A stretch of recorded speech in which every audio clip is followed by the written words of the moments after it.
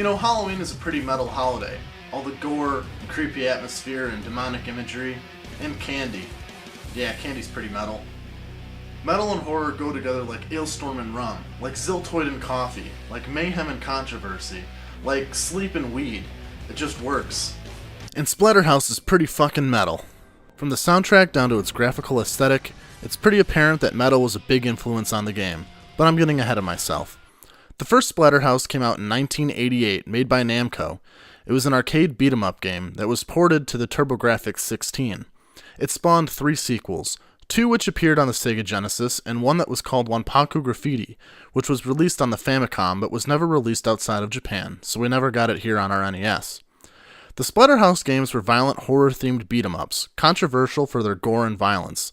They took heavy inspiration from horror movies like Evil Dead and Friday the 13th. The general story of the Splatterhouse franchise is that Rick Taylor and his girlfriend, Jenny Willis, take refuge from a storm in West Mansion, a house infamous for the crazy experiments of the insane Dr. West, thus dubbing the house Splatterhouse. Upon entering the house, they are attacked. Jen is captured, and Rick awakens injured in the house's dungeon where he finds the Terror Mask, a possessed Mayan mask which helps him fight through the house and rescue his girlfriend. In 2010, Namco revived the franchise with a reboot on the PlayStation 3 and Xbox 360. The plot was similar, yet different. In the remake, Dr. Henry West is a professor at Rick and Jen's school, not just some deranged scientist. He asks Jen to come to the mansion to write about him for the school's paper.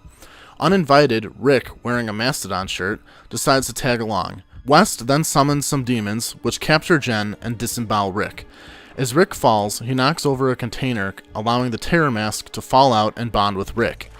The mask is voiced by Jim Cummings, who you might recognize as Disney's Pete and Dr. Robotnik from the old Sonic the Hedgehog cartoons.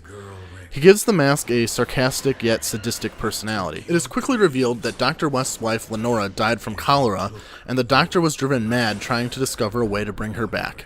In his struggles, he managed to find immortality for himself and discovered the Corrupted, a race of Lovecraftian demons that West is trying to summon to harvest their power and bring Lenora back. To do this, he is experimenting on all the college students, sacrificing them and turning them into monsters. Jen looks like Lenora, so West captures her to serve as a vehicle for her spirit. The house itself becomes demonic, as flesh and organs grow within it. It's a macabre and dark sight. Rick awakens to discover that Jenny was taken and he has bonded with the mask. Save her. If you show me some faith, if you trust me, if you put me on.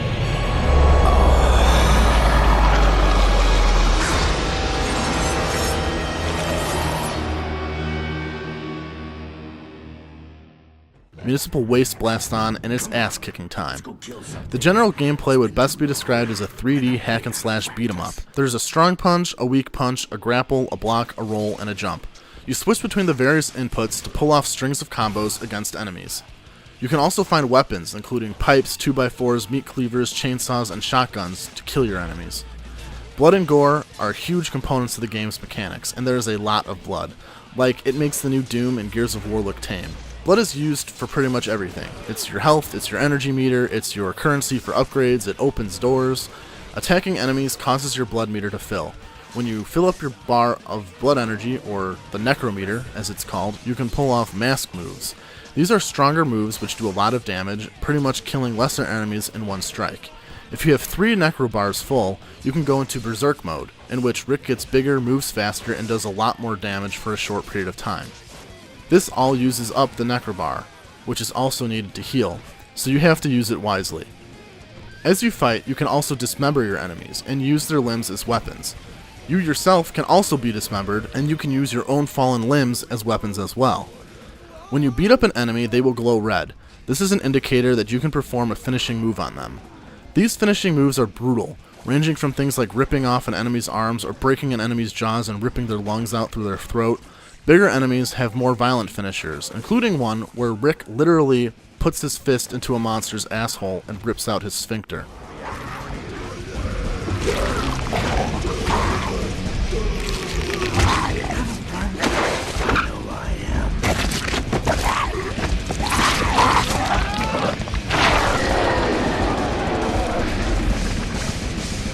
You know, I've seen sphincters before,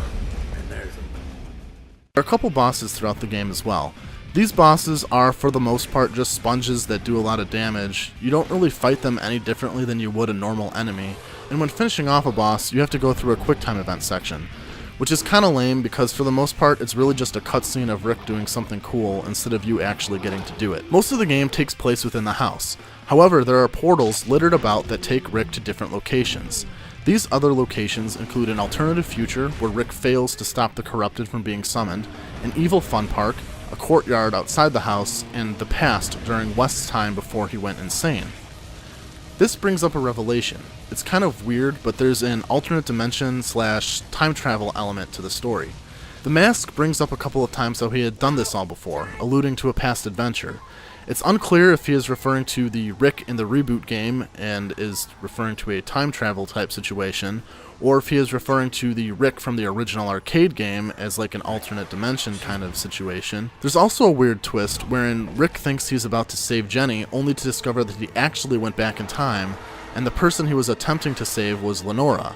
He was unable to rescue her regardless, and Dr. West blames Rick for killing his wife, 200 years later. It creates this weird circular logic time paradox element to the story, in which Rick kills Lenora, so Dr. West has to revive her by capturing Rick's girlfriend Jenny, which causes Rick to go after Dr. West and kill his girlfriend.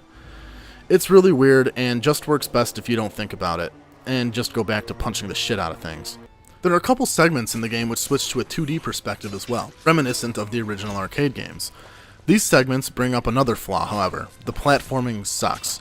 It's awkward, it's hard to gauge if you're going to make a jump and where to jump, running is weird, and Rick stops suddenly, and if you're holding the button down you may overshoot your run as he picks himself back up after stopping and you'll fall down a hole. It's just awkward. In the 3D perspective, platforming is weird as well, because you often don't know where to go and end up falling to your death. Certain jumps can only be made when you're looking at a highlighted white object to jump to, which is awkward and hard to get used to. I feel like a lot of time the game forces you into a sort of trial and error. Like QTEs will occur out of nowhere and insta-kill you if you're not ready.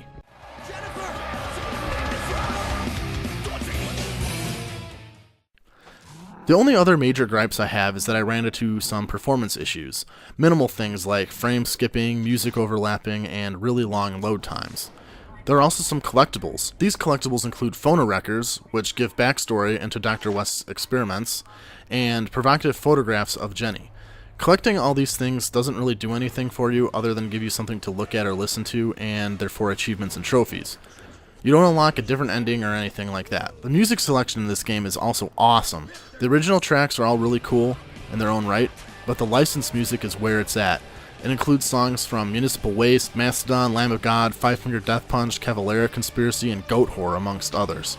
Like I said, metal is a huge inspiration for the game, and you can tell that in the overall tone and atmosphere of it. The fact that Rick wears a Mastodon shirt at the beginning of the game, the names of achievements and attacks are inspired by metal songs and bands as well as horror movies, and if you stand around long enough, Rick will have a conversation with the Mask about his favorite bands. The ending is very open-ended. It's obvious they wanted to make a sequel following the general stories of the classic sequels, as Rick is unable to separate from the Mask, and because the game ends very similarly to the original title, and Jenny faces a similar fate to that of the original game as well. Upon completion of certain levels, you can unlock challenge levels. These are just single map endurance style challenges where you have to kill waves of enemies. You can also unlock the original games as well, which is pretty cool, especially because of the inclusion of the first game. It is the uncensored arcade version, whereas all other console ports and versions, including the one on the Wii U eShop, are all censored. All in all, the 2010 Splatterhouse has its flaws, but it's still a solid and fun game. It's a gory and violent beat-em-up that just works best as a mindless kill fest of a game. I recommend it just for how fun the fighting sections are. The story is interesting but ultimately confusing. But what other game can you rip the arms off a clown and bitch slap the demonic version of your girlfriend with the arms that you just ripped off? Speaking of clowns, I think it's time we looked at some clown games.